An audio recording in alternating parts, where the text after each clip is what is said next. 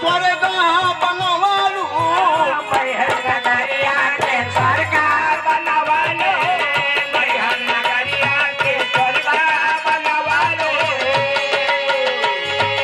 ऊंचे पहाड़िया पर असना जमवालू पहाड़िया पे असला जमवालो पहाड़िया पे असला जमवालो अरे तोहरे चरनिया में अरे तोहरे चरनिया में मिलेगा प्यार मोरी माई हो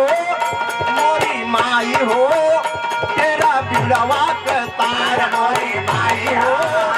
तेरा बिड़वा के तार मोरी माई हो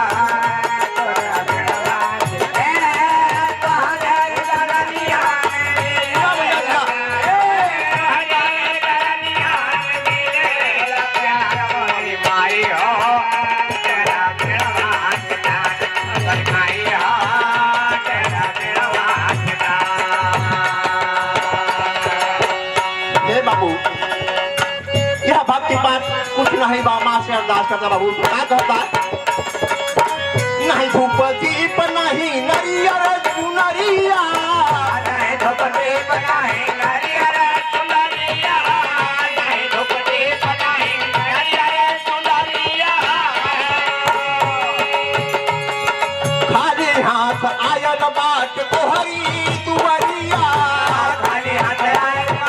खाली दुआरिया खाली हाथ आए खाली दुआरिया अरे भगत दुआरिया पे अरे भगत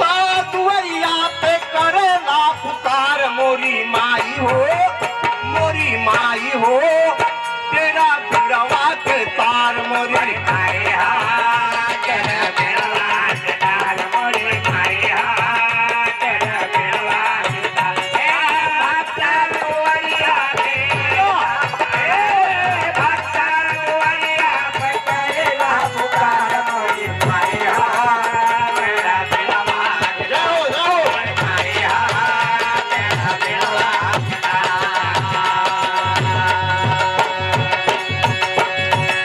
अगले बंद में भक्ता कहता ब्रह्मा जी वेद पढ़े तोहरी दुआरिया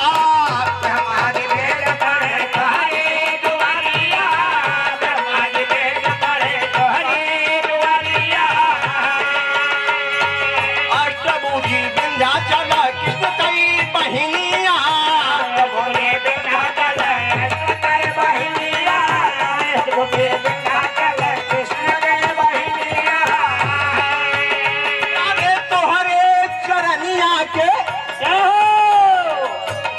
अरे तोहरे चरनिया के पूजे संसार मोरी माई हो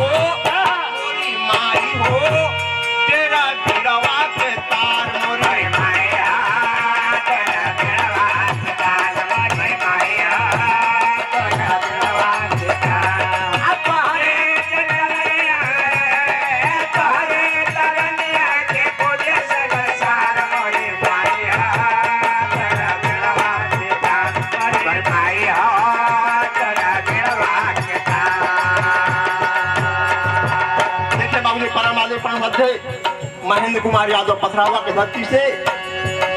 101 पुष्पाला 1 पुष्पमाला हमारे प्रिय हैं बहुत बहुत आशीर्वाद दा सब भैया को पहले जो प्रणाम आशीर्वाद कामना बाबू जी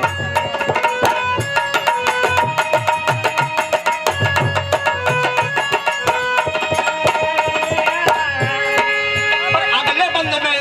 भक्त अपने गुरु घराने पर चले जाता बाबू ने कैसे गुरु दुखी राम बाबू लिखेला सयरिया गुरु तेरा पकाए खेला सयारिया गुरु तेरा पकाए खेला सयारिया